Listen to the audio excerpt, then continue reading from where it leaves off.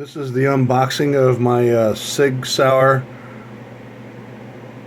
Mosquito, and I did have to go through a FFL, so the box has been opened previously, but I'm hoping everything's intact and still the way it should be.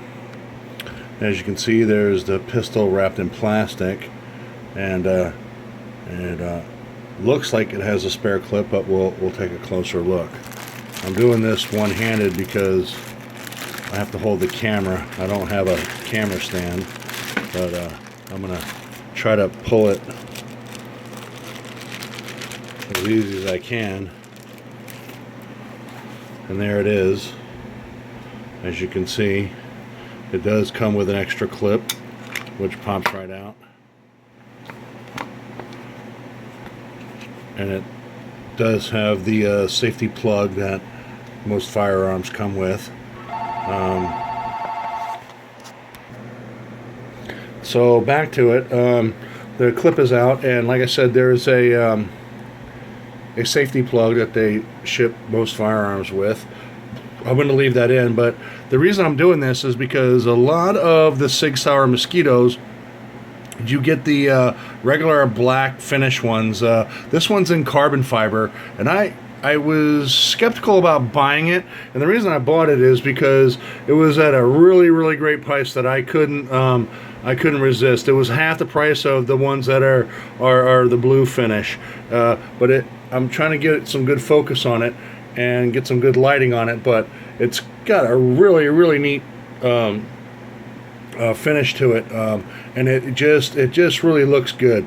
It's got the same hardware on it, the sights, the gun is exactly the same, except that finish on it is very unique. And one of the things I have to say is that it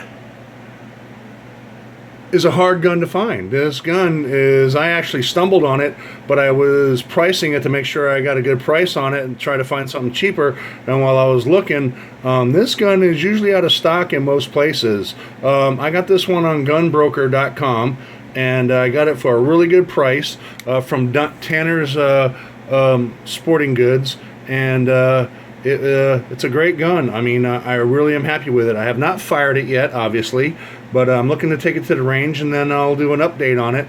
But it looks to be like a very nice SIG weapon. I know there's some talk about how unreliable it is because of failure to feed, failure to go into battery, or failure to eject.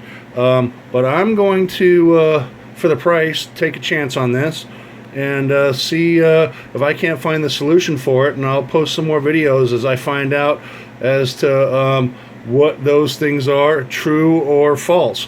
I will be posting some more videos on this, but in the meantime, if you want to put some feedback onto this, please let me know, because I think Sig Sauer is a great company, and they're more worthy of some of the negative things that are happening with this. You got to remember, this is a 22.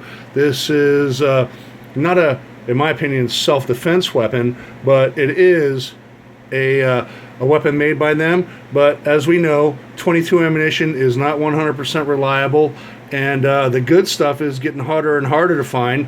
It recommends that you shoot CCI mini mags, 40 grain out of it, but go try to find some on the market anywhere.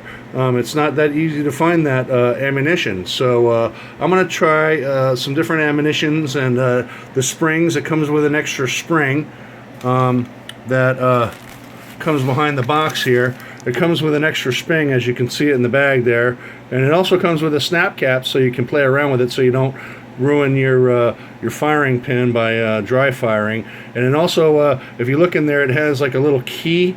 That is a magazine lock. If you rotate it, it will not allow a magazine to be inserted into the handgun, which does not allow the weapon to be loaded. So there's a few good safety features on here, and it's nice they threw in a snap cap, because if you have to go buy them, I mean, they're like, $5, $10, $15, depending on what kind you get, for a box of 2 or 3 of them. and it came with this. The long spring, which is supposed to be the weaker spring, is not installed. It does come with the short spring, which is the heavier spring. I am going to start with that and try to see what kind of heavy loads I can put in here, higher grain loads as far as like powder goes, and see what that does. But if I have to and I get those problems, I'll try the short or the weaker spring here, the lighter spring as they call it, and see what happens there. But please let me know what your thoughts are on this weapon, and we'll have some discussions on it, and I'll do reposts as to how it turns out and whatnot. But all in all, it's got a nice finish. It feels really good in the hand, and it's a Sig Sauer. I don't care what you say. The company's name behind it. Some people were claiming that that this weapon is made by another manufacturer, and I did notice that it does say PW Arms, Redmond, Washington, I guess. WA is Washington. But if you look up here a little bit, you can't really see it in the carbon fiber. It says Sig Sauer, made in Germany. So I'll be researching that a little bit more.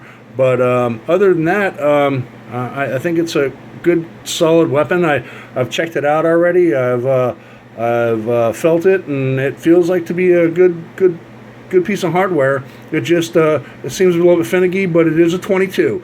And that's one thing a lot of people forget, is that 22 loads inherently are dependent on where you get them from and what it is. And guns are picky about 22s. Some guns like certain brands and certain loads, and this one is probably the same, is going to be the same way.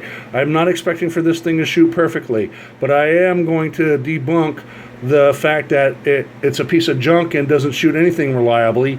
I'm going to follow all the procedures and break it in correctly and clean it like it's supposed to be cleaned before you fire it, and just start out with some different boxes of ammunition at the range, and then we'll see where it goes. Other than that, if anybody has anything they'd like to put into this weapon as far as like reliability and whatnot, I'd like to hear about it. I've read a lot of the logs and stuff that are online, but if you have something else you'd like to add to this, please let me know.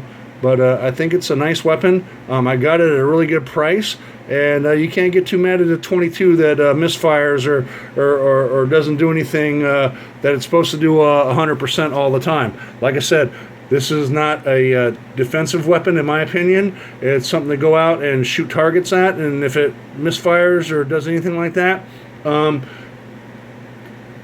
you got to live with that.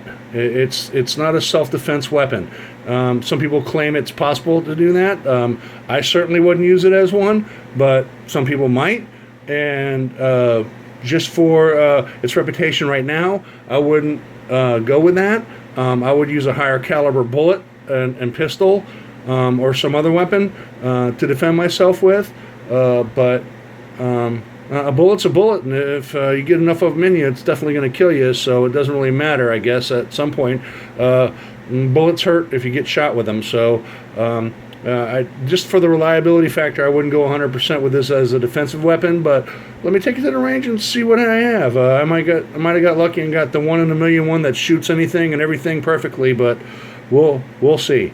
Signing off now, and like I said, please let me know if you have any input on this weapon, because I think it's a really, really nice weapon, and for the carbon fiber finish, I think that's unique, and like I said, go out and try to find one. This one cost me $268, so go out and try to find one for that price if it's in stock, and you're more than welcome to give me any input on the one that you have. I'm hoping they didn't make the carbon fiber ones cheaper than the regular ones.